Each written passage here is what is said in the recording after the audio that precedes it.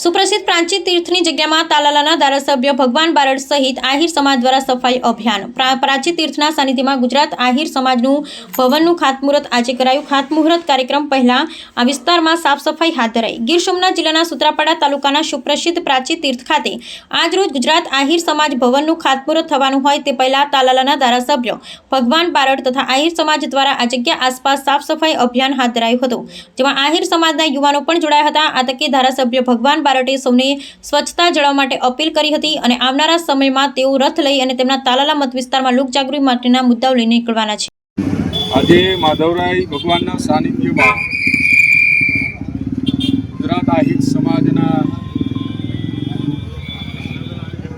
નવનિર્મિત ભવનનું ખાતમુહૂર્તનો પ્રસંગ છે। ભગવાન શ્રી કૃષ્ણના પણ પિંડદાનની વિધિ અહીંયા થયેલી છે। બહુ અતિ મહત્વની જગ્યા, પવિત્ર ભૂમિ આપણે આ માનીએ છીએ અને 100 વાર પ્રાચી 1 વાર પ્રાચી આ શાસ્ત્રોમાં પણ કીધેલું છે।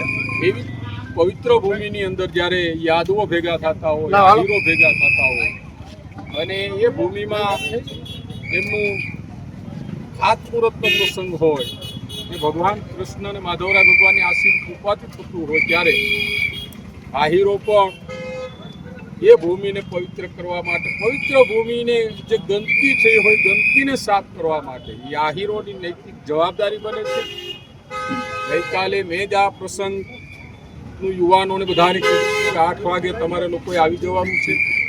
પ્રાચી માધવરાય ભગવાનના દર્શન કરીને ત્યાંથી આપણે બધાએ જેટલું બને એટલું પ્રાચીની અંદર જે ગંદકી થયેલી છે એને સફાઈનું અભિયાન આપણે કરવાનું છે। એટલે એમાં તમામ યુવાન મિત્રો, પછી તો ગામના લોકો પણ, બીજા સમાજના લોકો પણ એ પણ જોડાયા એમાં અને એક માધવરાય ભગવાનના સાનિધ્યમાંથી, પવિત્ર ભૂમિમાંથી સંદેશ